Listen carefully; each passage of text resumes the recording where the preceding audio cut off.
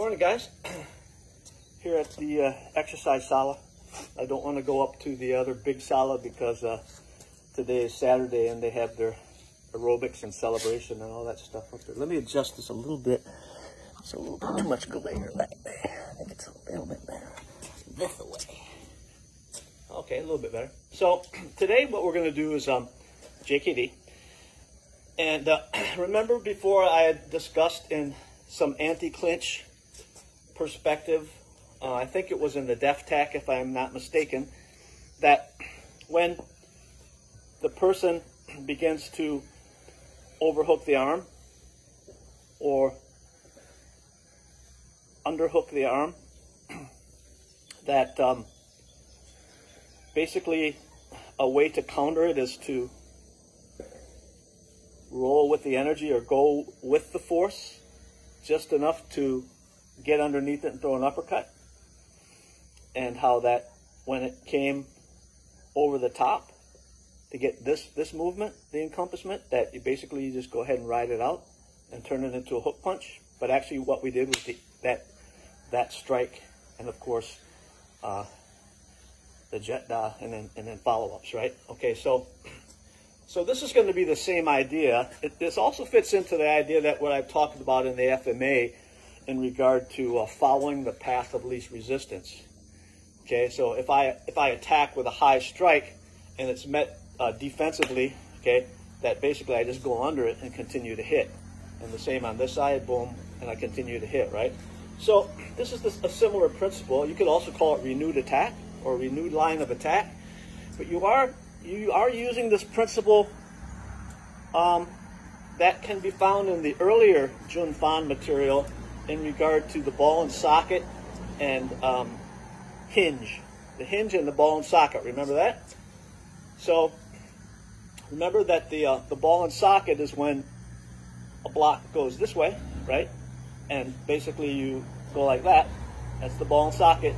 And when the block goes this way, basically you back fist, right? It's the hinge. So this principally comes from that resource, but it's a bit different because it's more aligned towards Western boxing, all right? But with tactical geometry and such from the latter stage JKD. So the idea here is that when I throw the lead straight punch, okay, and it's parried, okay, and it moves me off the line, or, you know, it forces the deflection or diffraction to go a bit too far, right? So of course I don't want it to go very far, but you know, sometimes when you're hitting hard, you know, you don't always have that great retraction, right? You hope to have it, you want to create that good habit, but sometimes shit goes wrong, all right? So let's talk about that line.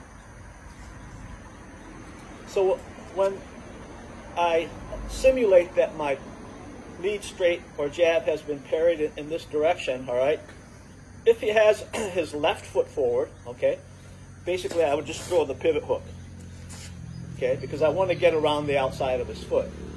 So boom, boom. And again, you should hear a little bit of stutter there,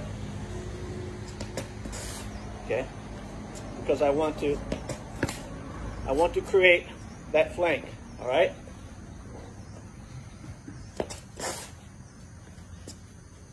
And of course you would follow up. Don't bark at me.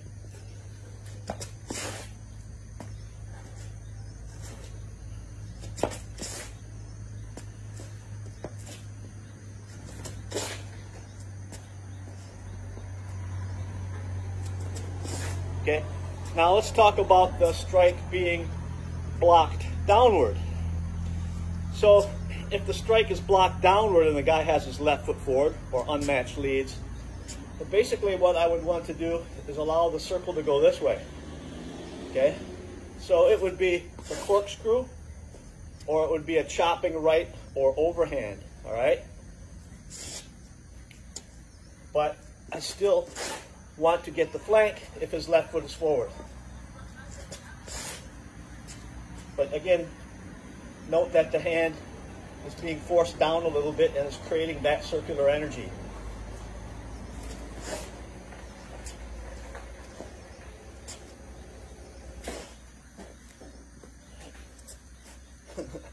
was having an optical illusion. My head disappeared into the ceiling.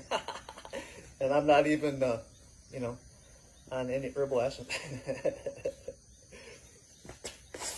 Okay, that time I snapped it back. Before I was kind of accenting this movement here, right?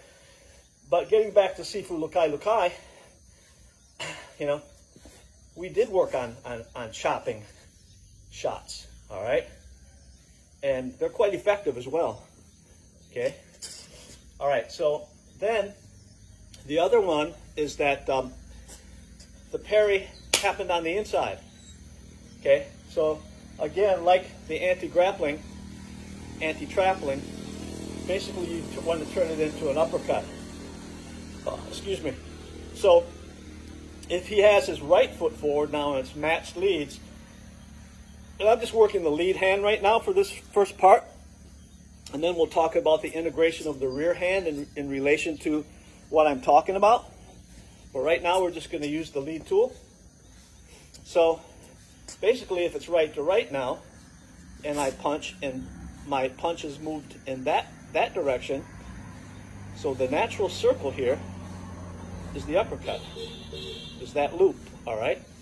So again, let me reiterate that if you hit and retract, you will lose that time.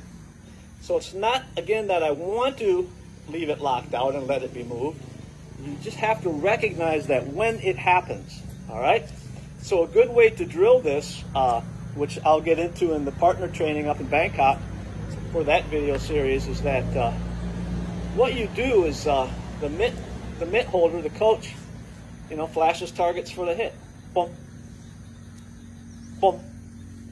Right? But then sometimes when he flashes the target, he will go ahead and knock it to the side, knock it to this side, or knock it down, and then give the appropriate line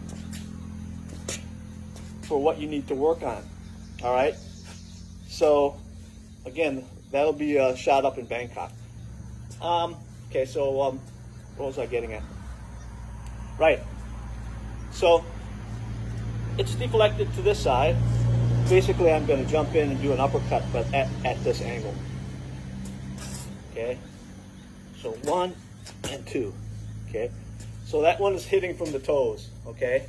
Or pushing off from both balls of the feet and just hopping forward and securing that angle in flight. All right?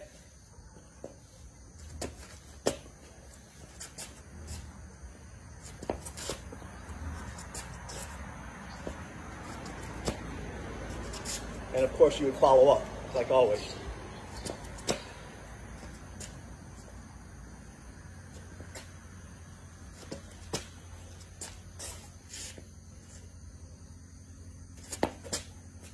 Okay, that was vertical, and I did move off the line. Okay, all right, so then lastly, if he has his left foot forward again in unmatched leads, and his rear hand deflects my lead straight on the inside, but he has his left foot forward, then basically I want to do the uppercut with a curving step.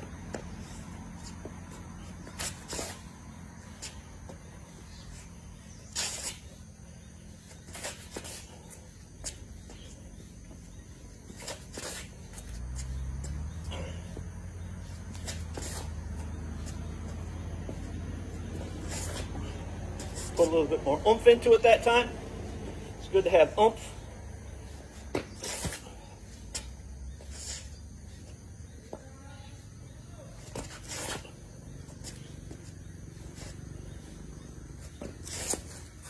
Okay, all right, that's going to do her for part one. Yeah, I guess I'll just call this renewed attack. And but again, all those other factors that I mentioned could also be descriptions, all right? Okay, hasta mañana.